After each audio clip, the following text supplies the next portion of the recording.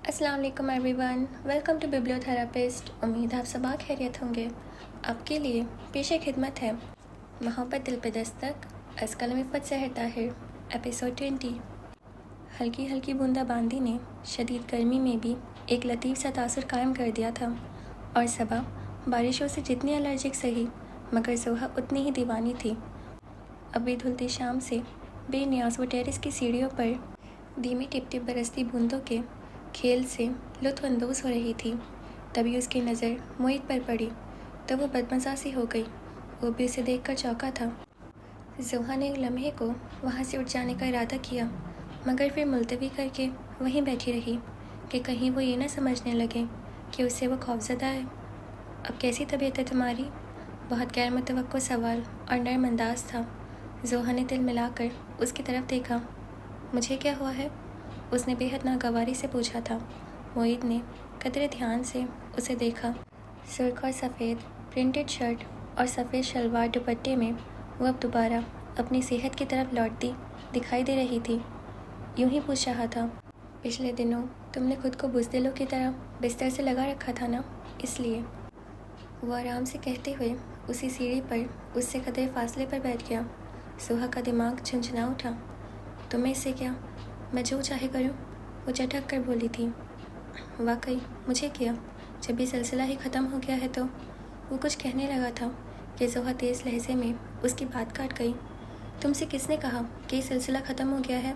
हमने मोहब्बत की है, खेल नहीं खेला है जो ख़त्म हो गया है। मगर वो मुल्क छोड़कर जा चुका है। मोहित ने उसे याद दिलाया था। मोहब्बत कर्ब ये दूरी से मशरूत नहीं होती मोहित हसन, वो तल्खी से बोली थी। मगर मेरी इत्तला के मुताबिक तो वो 2 साल के लिए गया है। वह भी बहुत नरमी से कह रहा था। ज़ोहा को लगा जैसे वो उसे नीचे दिखाना चाहता हो। उसने यक लगती अपना लबो लहजा बदला। तो क्या हुआ, मैं उसका इंतज़ार करूँगी, इत्मीनान से कहा। तो मोहित ने हैरान होकर उसको देखा। उसके चेहरे पर अब पहले वाला तनाव नहीं था, जैसे कुछ तय कर लिया हो। मोहब्बत करने वालों की निगाहें भी हवा में डोलती खुशबू की सूरत मंजरों में अपने होने की निशानी छोड़ती हैं। चांदनी रातों में जैसे चांद की किरणें समंदर के बदन में नगमा की आबाद करती हैं। मोहब्बत करने वालों के ताल्लुक़ और उनकी दूरियां सबसे अनोखी हैं। उसने बहुत खनकते लहजे में कहा था। बहुत खूब। मोहित मुस्कुरा दिया। तो अब से मोहब्बत की आजमाइश शुरू हो चुकी है, उसने कहा था। ज़ोहा के दिल में टीसे उठी, मगर उस संग दिल शख्स को तो वह अपनी नाकदरी होने की हवा भी नहीं देना चाहती थी। दिल के दर्द को बमुश्किल दबाते हुए उसने लापरवाही से कहा, ये तो बहुत मामूली बात है। उम्र का इंतज़ार तो मैं सारी उम्र कर सकती हूँ, और अगर इस बीच तुम्हें किसी और से मोहब्बत हो गई तो? मोहित का सवाल बहुत गैर मुतवक्को था। उसकी पेशानी तब उठी। ये मोहब्बत है मोहित हसन साहब, कोई खेल नहीं जो किसी के भी साथ खेल लिया जाए, उसने तुनक कर कहा। तो वो जैसे उसकी बेवकूफ़ाना बात पर ज़ेरे लब मुस्कुरा दिया। फिर कदरे तवक्कुफ़ के बाद रसानियत भरे लहजे में बोला, तुम किसी भी तौर मोहब्बत की हदबंदी नहीं कर सकती ज़ोहा। ये तो फैलती चली जाती है, बढ़ती चली जाती है, उसे समेटना मुमकिन ही नहीं। भला एक ऐसी चीज़ जो इस कायनात की वसातों से लेकर रबर शजीम तक मुहित है, उसकी तुम कैसे हदबंदी कर सकती हो? वो गड़बड़ा कर रह गई। मोहित की बातों ने लहजा भर को कुव्वत गोयाई छीन ली थी, मगर मोहित से हारना कहाँ गवारा था। मगर मैं ये हदबंदी कर चुकी हूँ। मैंने अपने दिल के दरवाजे को ताला लगाकर उसकी चाबी घड़ों में फेंक दी है। उसने अपनी आवाज़ की लर्जिश पर काबू पाते हुए तल्खी से कहा। तो वो महजूज होते हुए बोला, तो गोया तुमने मोहब्बत को दिल के दरवाज़ों के पीछे कैद कर दिया है। मोहब्बत को नहीं, अपने जज्बों को कैद किया है उन दरवाज़ों के पीछे मैंने। उसने बारिश की बूंदों पर नज़र जमाते हुए कहा, जो फर्श पर मोतियों की तरह उछल रही थी। लेकिन ये तो कोई महफूज तरीका नहीं है। तुमने सुना नहीं है कि मोहब्बत दिल पे दस्तक देती है, बदन को रूह का रास्ता दिखाती है। मोहब्बत एक दुआ है जो हमेशा साथ रहती है। मोहब्बत ठंडी छाँव है जो सहरा के सफ़र में काम आती है। मोहब्बत उसका पल्लू है जहाँ उम्मीद के कुछ अल्फाज बांधे हैं। मोहब्बत उसकी आँखें हैं कि जिनमें ख्वाब उगते हैं।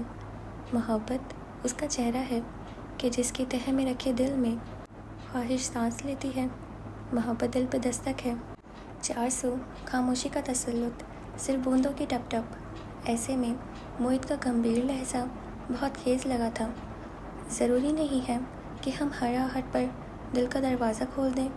اس کے لب و لہجے کے تاثر کو ختم کرنے کے لیے زحا نے پرتنفر انداز اپنایا تو وہ ٹھہرے ہوئے لہجے میں بولا، مگر جب محبت دستک دے تو پھر یہ دروازہ آپ و آپ کھلتا چلا جاتا ہے زحا میر، آپ کو کھولنے کی زحمت نہیں کرنی پڑتی۔ فضول۔ اس نے سر جھٹکا تھا۔ وہ اٹھ کھڑا ہوا، پھر ہونٹوں پر دل جلانے والی مسکراہٹ لیے بولا، تو پھر آپ کسی سے متاثر ہوئی ہو تو الگ بات ہے، ورنہ تم ابھی تک محبت سے نابلد ہو زحا۔ ہاں، تم تو جیسے صبح و شام یہی کام کر رہے ہو نا۔ اس کا تو رواں رواں ہی سلگ اٹھا تھا۔ ہاں، تم شاید یقین نہ کرو، مگر میں محبت کر رہا ہوں ایک ایسی لڑکی سے جو مجھ سے محبت نہیں کرتی، مگر تم دیکھنا ایک روز خود اپنی چاہتوں کا اقرار کرے گی، کیونکہ میرا ایمان ہے کہ محبت دل پہ دستک دیتی ہے اور کبھی نہ کبھی اس کے دل میں اس دستک کا شور ضرور برپا ہوگا۔ وہ بہت قائل کر دینے کے انداز میں کہہ رہا تھا، اس قدر نرم لہجہ، آنکھوں سے چھلکتی چمک اور ہونٹوں پر ٹھہری مسکراہٹ لیے وہ زحا کو تحیر کے سمندر میں غرق کر گیا۔ اس کے حیرت سے نیم و ہونٹوں کو دیکھ کر وہ بھی اپنی بے اختیاری پر خفیف سا ہو کر بالوں پر ہاتھ پھیرنے لگا۔ بہرحال تم اپنا انتظار جاری رکھو اور میں اپنی کوشش، دیکھتے ہیں کون پہلے کامیابی حاصل کرتا ہے۔ سنبھل کر کہتے ہوئے وہ مسکراتا ہوا چلا گیا۔ او مائی گاڈ، تو اس روز میں صحیح سمجھی تھی، اس کے لاکر میں وہ تصویر کسی لڑکی کی ہی ہے۔ زحا کے ذہن میں جھماکا سا ہوا تھا، ساتھ ہی غصہ بھی آنے لگا۔ مجھے کیسے بڑے ابا کی طرح سمجھاتا ہے اور خود کسی غیر لڑکی کی تصویر رکھی ہوئی ہے۔ وہ اٹھ کر صبا کو ایک دھماکہ خیز خبر سنانے بھاگی تھی۔ عمر بھر کی چاہت کو آسرا نہیں ملتا، وحشت بے یقینی میں راستہ نہیں ملتا، خاموشی کے وقفوں میں بات ٹوٹ جاتی ہے اور سرا نہیں ملتا، معذرت کے لفظوں کو روشنی نہیں ملتی، لذت پذیرائی پھر کبھی نہیں ملتی، پھول رنگ وعدوں کی منزلیں سکڑتی ہیں، راہ مڑنے لگتی ہے، بے رخی کے گارے سے، بے دل کی مٹی سے، فاصلوں کی اینٹ سے اینٹ چڑھنے لگتی ہے، وہموں کے سائے سے عمر بھر کی محنت کو پل میں لوٹ جاتے ہیں، لوگ ذرا سی رنجش سے ساتھ چھوٹ جاتے ہیں۔ اسے بستر پر نیم دراز دیکھ کر ادینہ کو حیرت کا شدید جھٹکا لگا تھا۔ نوفل، یہاں کیا کر رہے ہو تم؟ وہ کہتی ہوئی اندر چلی آئی۔ تمہیں کیا لگ رہا ہے؟ وہ جواباً سکون سے بولا تھا، میں تمہاری ہر ادا سے واقف ہوں نوفل، اگر تمہیں کوئی بات تنگ کر رہی ہے تو مجھ سے کہہ کر اپنے دل کا بوجھ ہلکا کر لو، اس نے بہت ہمدردانہ انداز میں کہا تو نوفل کے اعصاب تن سے گئے۔ وہ اٹھ بیٹھا، پھر ہلکی سی مسکراہٹ کے ساتھ اسے دیکھتے ہوئے بولا، اب دن ہی کتنے رہ گئے ہیں؟ میری پرابلمز سننے سنانے والی آ رہی ہے، اب تو ہر اعتراف اسی کے سامنے ہوگا۔ نوفل کا بدلتا انداز ادینہ کے لیے ایک جھٹکا ثابت ہوا تھا، مگر وہ خود کو سنبھال کر شکایتی انداز میں بولی، یہ دوستی تو نہ ہوئی نا کہ تم مجھ سے اپنی پرابلمز بھی شیئر نہ کرو؟ دوستوں کے ساتھ صرف خوشیاں شیئر کرنی چاہیے، اچھے دوست کو اپنی پرابلم بتا کر دکھی کرنا کہاں کی دوستی ہے؟ وہ رسان سے کہہ رہا تھا۔ تم خوش تو ہو نا نوفل؟ ادینہ نے اس کے مسکراتے چہرے پر آزردگی کا کوئی نشان ڈھونڈنے کی کوشش کی، مگر ناکام رہی تھی۔ آف کورس، ہر بات میری پسند سے طے ہو رہی ہے، تو کیا مجھے خوش نہیں ہونا چاہیے؟ اس نے اسی پرسکون انداز میں پوچھا تو ادینہ کلس کر رہ گئی۔ پھیکی سی مسکراہٹ کے ساتھ اس نے اپنے آخری داؤ بھی کھیل ہی ڈالا۔ یوں ہی میں نے سوچا کہیں تم صبا اور عماد کے تعلق کو لے کر اس کی طرف سے بدگمان ہی نہ ہو جاؤ، مگر تمہاری قلبی و ذہنی وسعت نے مجھے بہت خوش کیا ہے نوفل۔ تم ان مردوں میں سے نہیں ہو جو ہر وقت بیوی کے ماضی کو کریدتے رہتے ہیں۔ بھلا طبی چنگاریوں کو ہوا دینے سے کیا حاصل؟ میں تو دعا کرتی ہوں کہ تم دونوں گزری ہر بات بھلا کر ایک بہت اچھی اور مخلص زندگی گزارو۔ لڑکیاں تو یوں بھی نئی زندگی میں قدم رکھتے ہی پرانی یادوں کو ذہن سے خرچ ڈالتی ہیں۔ بیچاری، وہ سانس بھرتی اس کو اچھی زندگی گزارنے کی دعا دیتی پلٹ گئی تھی۔ حقیقتاً तो उसने بھوسے میں آگ ڈالنے والی حرکت کی تھی، نوفل کا سکون اور طمانینت ادینہ کو آگ لگا گیا تھا۔ اپنی ساری محنت ضائع ہوتی محسوس ہوئی تھی، مگر اب نوفل کے پتھریلے تاثرات دیکھ کر دل کو یک کونا سکون سا مل گیا تھا۔ سو وہ اس کے بھڑکنے سے پہلے ہی کھسک گئی۔ اس کے جانے کے بعد بھی وہ یوں ہی ساکت سا بیٹھا رہا تھا۔ ادینہ کی باتوں نے نئے سرے سے ایک اذیت جگا دی تھی جو رگوں کو توڑ رہی تھی، اعصاب میں گردش کر رہی تھی۔ وہ ناقابل برداشت تکلیف میں گھرا، مضطرب سا اٹھ کھڑا ہوا۔ میں جو تم سے اس قدر مخلص ہوں صبا میر، پھر میرے ساتھ اس قدر بے ایمانی کیوں؟ میں نے مرد ہوتے ہوئے کبھی کسی لڑکی کو نظر بھر کر صرف اس لیے نہیں دیکھا کہ یہ استحقاق میں نے صرف تمہارے لیے رکھ چھوڑا تھا، تو تم نے اپنی نگاہ اپنے دل اور جذبات کو لگامیں کیوں نہ ڈالی؟ یہ بے راہ روی تو مردوں کے نام کے ساتھ منسلک ہے۔ لڑکیاں تو ان معاملات میں کوری ہی اچھی لگتی ہیں، ہر طرح سے انچھوئی پاکیزگی کی حدوں کو چھوتی۔ چند لمحوں تک وہ مٹھیاں بیچے کمرے کے وسط میں کھڑا رہا تھا، پھر ایک گہرا سانس لے کر اعصاب کو ڈھیلا چھوڑا اور پرسکون ہونے کی کوشش کرنے لگا۔ اس نے بہت چاہا تھا کہ کوئی انتہائی فیصلہ کر کے اپنی زندگی کو اس کرب سے نجات دلا دے، مگر ماں اور بہن کے ہنستے مسکراتے چہرے ہر بار اس کی راہ کی رکاوٹ بن گئے تھے۔ اور پھر ایک اور انکشاف بھی تو ہوا تھا۔ یہ دل اب صبا میر سے ہٹ کر کچھ اور سوچنے کو تیار ہی نہ تھا۔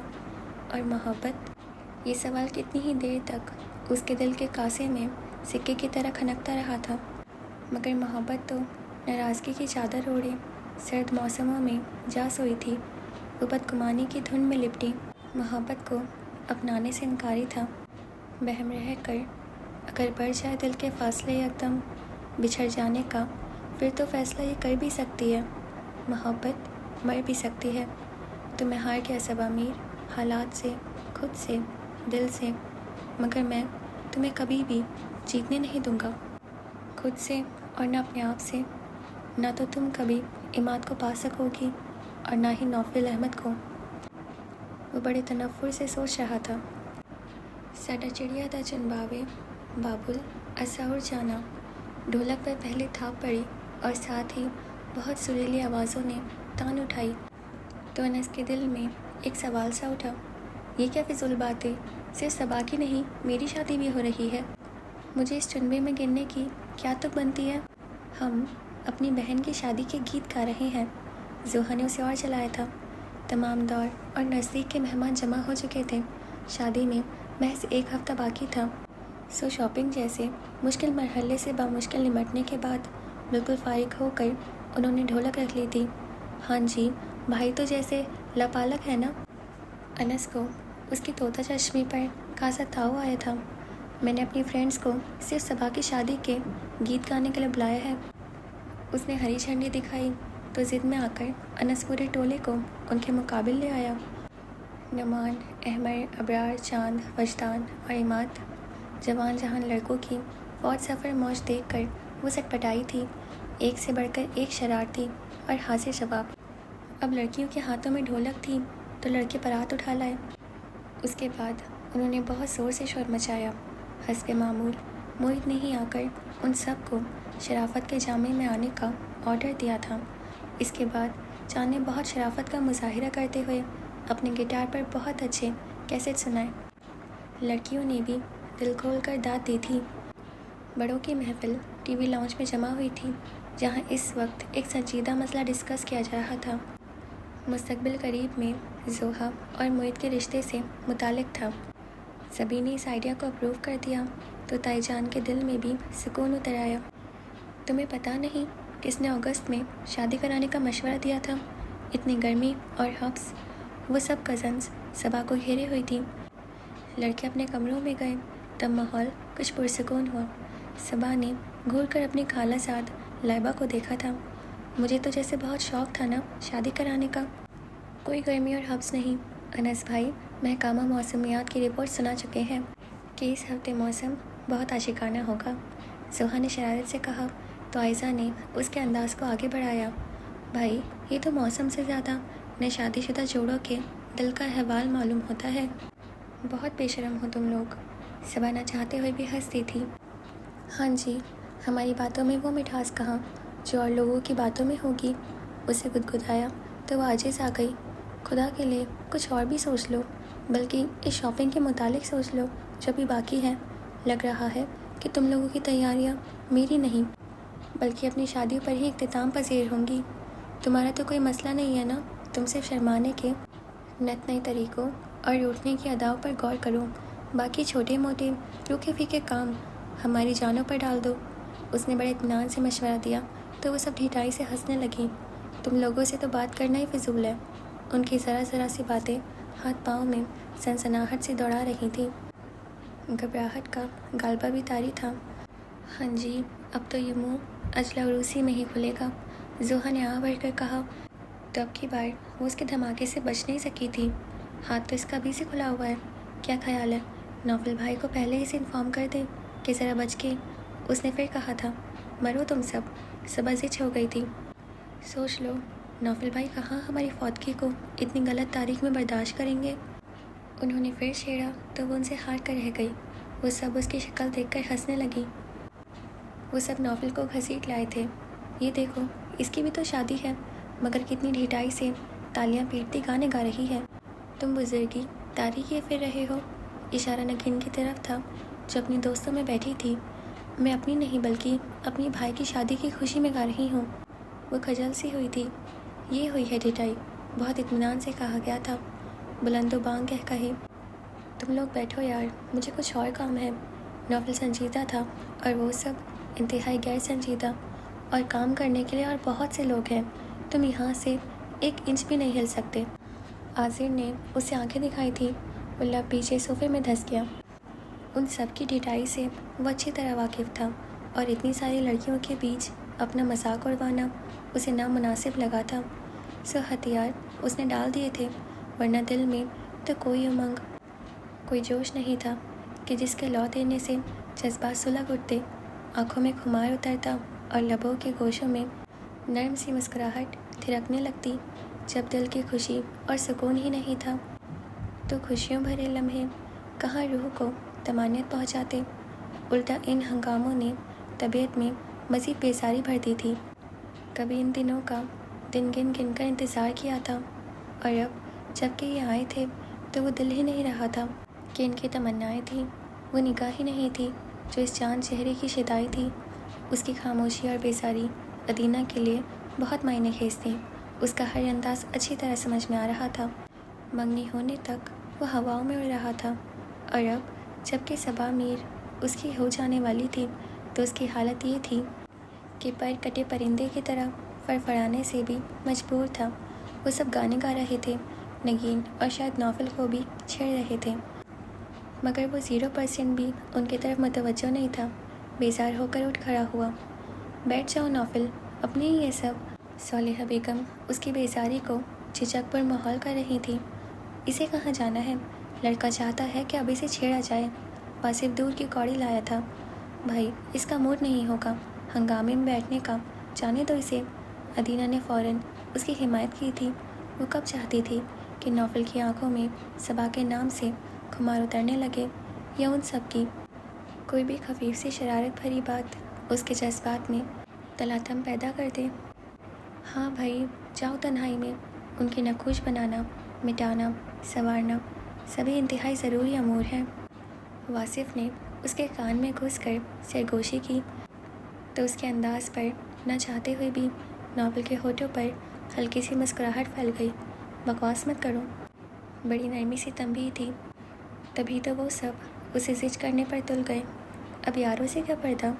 असद ने उठकर उसके शाने पर बाजू दराज किया तो उन सब के सेहरे में वो बेबस होने लगा।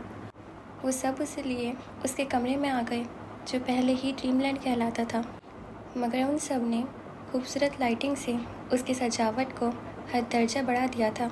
अगले रोज़ अनस और नगीन की मेहंदी के फंक्शन में सबा और नौफल का निकाह होना करार पाया था ताकि सबा आराम से भाई की शादी के फंक्शन में हिस्सा ले सके। इसी बात को लेकर वो सब नौफल को तंग करने के चक्करों में थे और उन सबको शौकियों शरारतों ही की वजह से वो कुछ देर ही में सब कुछ भूले हंस रहा था। और कल कौन सा दौर था आया और गुजर भी गया। बमुश्किल सबसे जान छुड़ा कर वो अपने कमरे में तो गया, तो किसी के पीछे आने से पहले ही उसने दरवाज़ा लॉक कर लिया। जानता था कि वो सब कृतज्ञ के मूड में है। एसी की कूलिंग बढ़ाकर वो अपने वसीई और रीस बेड पर गिर सा गया। बहुत शोर, हंगामों और शोखियों भरी मेहंदी की तकरीब में आज ना सिर्फ वो किसी को अपना के आया था, बल्कि खुद भी किसी का हो गया था। वो जो अपने और सबा के दरमियान सदियों का फासला महसूस कर रहा था, चंद बोलों के बाद उसे खुद से मुंसलिक पाकर शशता रह गया था। ये क्या हो गया मेरे साथ? कितनी ही बार उसने हिम्मत मुजतमा की थी। ये बेईमानी और बेवफाई मैं बर्दाश्त नहीं कर सकता। जो पहले ही किसी की ज़िंदगी मायतर कर चुकी हो, उसे मैं अपनी ज़िंदगी में तौफ़ुन फैलाने की इजाज़त नहीं दे सकता। मगर फ़ैसला करते हुए जैसे उम्मीद टूटने लगी थी। माँ का जगमगाता चेहरा, बहन की शर्मिंदी मुस्कुराहट, क्या मैं इस कदर शफ़ाक हो सकता हूँ? उसका ज़हन ब्लैंक हो गया था और फिर बहुत सी मजबूरियों ने उसे हरा दिया, महर पर लब कर दिया था। मगर दिल के कुछ फ़ैसले बहुत अटल थे। तुम मेरे नाम हो जाओ तो हो जाओ सबा मीर, मगर मैं अपना आप किसी तौर तुम्हारे नाम करने नहीं दूंगा, कभी नहीं। उसकी निगाह अपने हाथ की पुश्त पर पड़ी, जहाँ एक हल्की सी खराश मौजूद थी। वो ठिठक सा गया। न चाहते हुए भी गुजरे कई लम्हात फिल्म की तरह आंखों के आगे से गुजरने लगे। अनस की तेल मेहंदी की रस्म के बाद उन दोनों की निकाह की तकरीब हुई थी, और इसके बकौल यंग जनरेशन के कोई कानूनी रुकावट बाकी नहीं रहती। इसीलिए नौफल और सबा की तेल मेहंदी की रस्म इकट्ठे करने में कोई मुज़ायका नहीं था। कल जाकर सिर्फ नगीन की रस्म कर लेंगे। वो सब अड़ गए तो किसी ने भी एतराज़ नहीं किया। नौफल के लाख आंखें दिखाने पर भी वो सब बाज नहीं आए। उसे ले जाकर जर्द लिबास में मलबूस, फूलों के जेवर और खुशबुओं से आरास्ता और परास्ता वजूद के साथ बिठा दिया गया। वो सब बहुत छेड़छाड़ के साथ उन दोनों पर फिक्र जस्त करते हुए न सिर्फ अनस को बल्कि उसको भी तेल में डुबो चुके थे, बल्कि मिठाई खिला खिलाकर बेहाल भी कर चुके थे। इस वक्त नौफल सब कुछ भुलाए सिर्फ अपनी जान बचाने से मुतालिक सोच रहा था। तभी उसने साथ बैठे वजूद की किस मिसाहट को महसूस किया था। उसका ध्यान बटने लगा। बिल्कुल साथ ही तो वो बैठी थी। वो सदियों का फासला जो नौफल को महसूस होता था, कहीं भी तो नहीं था। बहुत कुर्बत थी, मगर इस कुर्बत में कहीं भी तो कोई सनसनी नहीं थी। सर झुकाकर उसने कुछ महसूस करने की कोशिश की, मगर पहले ही लम्हे में उस पर मुंकशाफ हो गया कि दिल बिल्कुल खाली है। उसके मस्तरबाना अंदाज में फिर से पहलू बदलने पर वो चौंका था। तब भेद खुला कि उसका गोटे किनारी से सजा दुपट्टा एक साइड से नौफल के नीचे दबा हुआ था, जिसकी वजह से वो खुद को मुश्किल में महसूस कर रही थी। तब नौफल ने लब भींचते हुए यूं ही सामने देखते हुए उसका दुपट्टा पीछे हटाने की कोशिश की थी। इधर सबा भी उसकी कोशिश में मसरूफ़ थी, सो दुपट्टे की बजाय नौफल के हाथ में उसका हाथ आ गया था। ताड़ने वाले भी क़यामत की निगाह रखते थे। बात कुछ की कुछ बना ली गई। सबा ने एक झटके से अपना हाथ खींचा तो उन सब ने मज़ीद मजाक उड़ाना शुरू कर दिया। हबीस, मैं दुपट्टा पीछे कर रहा था। मौका पाकर उसने आसिर को रगेदने की कोशिश की, मगर उस वक्त वो कहाँ रौब में आने वाला था। शौक़े से भरपूर अंदाज में बोला, ये आपकी तकरीब का निकाह है, ना कि शब ज़फ़ाफ़ के घूंघट उठाने की हो रही है। उसकी सरगोशी नौफल को ठंडा कर गई। निगाह अपने हाथ की पुश्त पर जम गई, जहाँ सबा का नखून हल्की सी खराश डाल गया था, और अब कुछ ऐसी ही खराशें वो अब दिल पर पड़ती महसूस कर रहा था। उन सब की ज़ौं मायने बातें और हल्की सी छेड़छाड़ कोई भी तो मस्ती भरा एहसास पैदा नहीं करती थी, सिर्फ हल्की सी जलन ही तो थी जो चली जा रही थी। ये दिल तो जल बुझ गया सबा मीर, अब तुम लाख इसकी राख को कुरे दो मगर कुछ नहीं पाओगी। कोई शोला तो क्या, हल्की सी चिंगारी तक नहीं मिलेगी यहाँ। कि अगर तुम्हें अपने जज्बे पर बेख्तियार थी तो मैं भी अपने जज्बात पर हुक्मरान हूँ। उसकी एक भी सोच मुस्बित नहीं थी। उसी वक्त उसका मोबाइल बजने लगा तो उसके ख्यालात मुंतशिर होने लगे। स्क्रीन पर ज़ाले अफरीदी का नाम जगमगाता देखकर उसे खुद को बासरात संभालना पड़ा था। रात की तकरीब में ज़ाले शिरकत नहीं कर पाई थी क्योंकि वो मुल्क में नहीं थी। اس نے بڑے زور و شور سے نوفل کو نکاح کی مبارکباد دی۔ اب باقی فنکشنز میں میں تمہاری غیر موجودگی بالکل بھی برداشت نہیں کروں گا۔ نوفل نے اسے دھمکایا تھا۔ وہ ہنس دی۔ جیسے میں وہاں سے بھاگ کر آئی ہوں، اس سے تو مجھے لگ رہا ہے کہ جو کانٹریکٹ میں کر کے آئی ہوں وہ ختم ہو جائے گا۔ ذرا بھی تو دلچسپی نہیں تھی وہاں میری کسی بھی شے میں۔ اب بتاؤ مورال کیسا ہے؟ اس نے بہت شرارت سے پوچھا تو اس کے عزم و حال میں اضافہ ہونے لگا، مگر وہ قدر فریش لہجے میں بولا، یہ تمہیں کیوں بتاؤں؟ اسی کو تو بتاؤں گا جس کی وجہ سے مورال ہائی ہوا ہے۔ جواباً سالے کا بے ساختہ کہا گونجا تھا۔ پھر وہ بولی، ڈیڈی بہت تعریف کر رہے تھے کل کے فنکشن کی، پسند آیا انہیں؟ نوفل نے اوپری دل سے پوچھا تو اس نے سانس بھرتے ہوئے کہا، اس قدر پسند آیا کہ وہ میرے لیے بھی ایسا ہی فنکشن کرانے پر ابھی کے ابھی راضی ہیں۔ تو پھر دیر کس بات کی ہے؟ نوفل نے اسے چھیڑا تو قدر توقف کے بعد وہ جتانے والے انداز میں بولی، اتنے سال کسی اور کو سوچنے کے بعد کسی ایرے گہرے کو میں اپنی زندگی کا حصہ نہیں بنا سکتی۔ انداز و الفاظ بالکل نوفل والے تھے۔ وہ خاموش سا ہو گیا۔ اور اگر تمہیں کبھی ایسے کرنا پڑ جائے تو؟ چند لمحوں کے توقف کے بعد اس نے سنجیدگی سے پوچھا تو زالے نے بھی سنجیدگی ہی سے جواب دیا تھا، اول تو یہ کہ میں یوں ہی سرنڈر نہیں کروں گی۔ ہر ممکن کوشش کے بعد بھی اگر شمائل خان کو نہیں ڈھونڈ سکی تب شاید، اور پھر زندگی تو گزارنی پڑتی ہے نوفل۔ فطرت سے منہ موڑنا ہر کسی کے بس کی بات نہیں ہوتی۔ کیا یہ اس شخص سے بے ایمانی نہیں ہوگی جس سے تم شادی کرو گی؟ اس کا لہجہ تھکا ہوا تھا، لیکن زالے کی پوری توجہ اس کے الفاظ پر تھی، ورنہ وہ یقیناً چونک اٹھتی۔ بے ایمانی تو تب ہوگی جب میں اپنی گزشتہ زندگی اور اس کی یادوں کو آئندہ زندگی میں لے کر چلوں گی۔ اینی ویز، فی الوقت تو میں 102% پر یقین ہوں کہ دلہن تو میں شمائل خان ہی کی بنوں گی۔ وہ بے حد سنجیدگی اور پر یقین انداز میں بولتی نوفل کو مسکرانے پر مجبور کر گئی تھی۔ اوکے ڈن، اب تم اچھے سے خواب دیکھو، یقیناً دل میں برا بھلا کہہ رہے ہوں گے مجھے۔ آف کرنے سے پہلے زالے نے اسے چھیڑا تو وہ بس مسکرا کر رہ گیا۔ کون سے خواب؟ کہاں کے خواب زالے بی بی؟ میں تو اندیکھے خوابوں کی راکھ ہاتھوں میں لیے ششتر کھڑا ہوں۔ جو خواب میں نے دیکھے تھے ان کی تعبیریں اتنی بھیانک ہو سکتی ہیں۔ وہ تو گل رنگ خواب تھے، تتلیوں کے پروں جیسے۔ تبھی دھوکہ دے گئے۔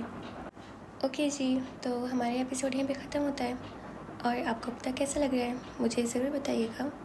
اور ناول بہت غلط کر رہا ہے، نہیں مطلب آپ کو ایسے کسی کی بات پہ یقین نہیں کرنا چاہیے نا، جب تک آپ مطلب میں مانتی ہوں اس نے خود دیکھا، پر وہ تو اس کو دیکھے بہن مانتا ہے، اور وہ بھی سگی بہن اور اب وہ اس کو مطلب رانگ وے میں لے رہا ہے، اور وہ مطلب بات نہیں کرے گا تو کیسے پتہ چلے گا؟ اور اس کو بات کرنی چاہیے، اور جو بھی اس کو گلا ہے وہ اس کو اس کے سامنے رکھنا چاہیے۔ آپ جب تک بات نہیں کریں گے تو آپ کو پتہ کیسے چلے گا؟ اور پھر ایسے مس کمیونیکیشن کریٹ ہوگا۔ اور کیا ہوا تھا؟ اور ظہر محیط کی اتنی آرام سے بات بھی ہو سکتی ہے میں نے سوچا نہیں تھا۔ اور باقی آج کا ایپیسوڈ تو کافی اچھا رہا، اور اتنی جلدی سب کچھ ہو گیا، شادی بھی ہو گئی۔ چلے دیکھتے ہیں پھر آگے کیا ہوتا ہے، اور آپ کو کیا لگتا ہے کہ کیا ہوگا مجھے ضرور بتائیے گا۔ اور پلیز ہمارے چینل کو سبسکرائب کر دیجیے اور ہمارے انسٹاگرام کو فالو کر لیجیے۔ اب ہم آپ سے کل ملیں گے، اور آپ اپنا خیال رکھیے گا۔ خدا حافظ۔